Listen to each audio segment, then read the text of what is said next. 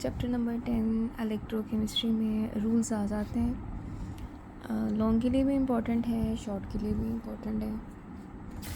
उसके बाद ये बैलेंसिंग पेपर में आई हुई है, लेकिन ये आपसे एक दिन में बिल्कुल भी तैयार नहीं होगी, 2 दिन लगे रहोगे तब भी तैयार नहीं होगी, इसलिए ना तैयार करो उसे। फिर लास्ट टाइम इलेक्ट्रोलाइटिक सेल आया हुआ था पेपर में। इलेक्ट्रोलाइटिक सेल, ये सेल के बारे में बताना है और ना इसकी एप्लीकेशंस पूछी हुई थी। ये इसकी एप्लीकेशन है, ये इम्पॉर्टेंट है इलेक्ट्रोलाइटिक सेल, ठीक है। यहाँ से इसकी डिफ़ाइन है, कुछ इसकी मैन्युफैक्चरिंग बताई हुई है और ये सारी इसकी एप्लीकेशन है। लास्ट टाइम ये आई हुई थी, ये आपने पढ़े थे ना, उसमें डाउन सेल और इसके बाद नेल्सन सेल पढ़ा था।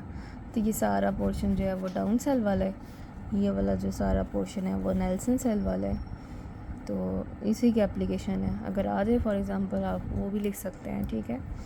उसके बाद ये purification of copper anodized aluminium, ये मोस्ट इम्पॉर्टेंट शॉर्ट क्वेश्चन है। अगर कभी पेपर में आ जाए आपसे कि इलेक्ट्रोलाइटिक सेल और इसकी एप्लीकेशन बताएं, तो आप ये 2 शॉर्ट क्वेश्चन इसकी एप्लीकेशन में भी लिख सकते हैं। आप डाउन सेल भी इसकी एप्लीकेशन में लिख सकते हैं। गिल्वेनिक सेल भी इम्पॉर्टेंट है लॉन्ग के लिए। फंक्शन ऑफ सॉल्ट भी शॉर्ट क्वेश्चन है, ये भी लॉन्ग क्वेश्चन है डाउन सेल। उसके बाद इलेक्ट्रोड पोटेंशियल की सिर्फ डिफ़ाइन करो, और ये जो शी वाला टॉपिक है स्टैंडर्ड हाइड्रोजन, ये इंपॉर्टेंट है शॉर्ट के लिए, लॉन्ग में भी आया हुआ है। और मेजरमेंट्स ऑफ इलेक्ट्रोड पोटेंशियल, ये 2024 में ये वाला क्वेश्चन आया था, ठीक है। इलेक्ट्रोकेमिकल सीरीज़, ये इस चैप्टर का इंतहाई इम्पोर्टेंट लॉन्ग क्वेश्चन है, होपफुली यही आ जाएगा इस साल भी। इलेक्ट्रोकेमिकल सेल की डिफ़ाइन करो सिर्फ, और यहाँ से ना कोई सी 3 एप्लीकेशन कर लो। एक ये फिजिबिलिटी वाली है, एक ये है, इजी है, कोई सी बस 3 कर लो, यहाँ तक है। लेड एक्यूमुलेटर बैटरी, ये लॉन्ग के लिए इम्पोर्टेंट है, और ये भी सारा नहीं आता है। कभी इसकी चार्जिंग पूछ लेते हैं, कभी इसकी डिस्चार्जिंग। अगर आप इसकी चार्जिंग याद कर लोगे, डिस्चार्जिंग, तो रीचार्जिंग वाला है ना, इसका इन्वर्स है, तो एक याद कर लो, रिएक्शंस इन्वर्स हैं। ये MCQ के लिए इम्पोर्टेंट है पॉइंट्स ना, इसमें कितनी डेंसिटी होती है, परसेंटेज, कौन कौन से केमिकल यूज़ होते हैं इसमें। उसके अलावा ये बैटरीज़ हैं, ये शॉर्ट क्वेश्चंस में मोस्टली आती हैं। अल्कलाइन बैटरी, हर एक बैटरी का ना आपको पता होना चाहिए। इसको याद करने का तरीका ये है कि इन तीनों को ना कंपैरिजन में रख के याद करो, क्योंकि तीनों का जो ऑक्सीडेशन वाला इनोड वाला रिएक्शन है ना, वो तकरीबन सेम होगा।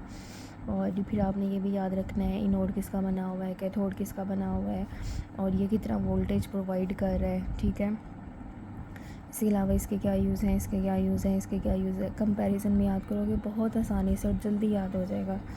उसके बाद है फ्यूल सेल, फ्यूल सेल भी लॉन्ग क्वेश्चन में आया हुआ है। ये 9 और 10 का कॉम्बिनेशन ऐसा है कि इसमें आप ये नहीं कह सकते कि यही वाला क्वेश्चन जो है वो लॉन्ग क्वेश्चन में आएगा, क्योंकि हर चीज़ एक एक दफ़ा लॉन्ग क्वेश्चन में सारे आए हुए हैं टॉपिक्स। ये फ्यूल सेल जो है ये भी शॉर्ट के लिए वैसे ज़्यादा इम्पोर्टेंट है, इजी है ये भी। इतना तो आप कम से कम लाजमी लिखें इसमें पैराग्राफ, और ये चीज़, ये आगे उसके एडवांटेजेस बता दी हैं, इसके फ़ायदे क्या हैं। इस चैप्टर के शॉर्ट क्वेश्चंस में question number C, question number D, ये इंतहाई इम्पॉर्टेंट है, ऑक्सीडेशन स्टेट निकालना। और इसके बाद ये वाला question, question number 16, short question mostly इसी में से आ जाते हैं, ठीक है। अगर आप ये कॉम्बिनेशन तैयार कर रहे हैं तो ये शॉर्ट क्वेश्चंस तैयार कर लें।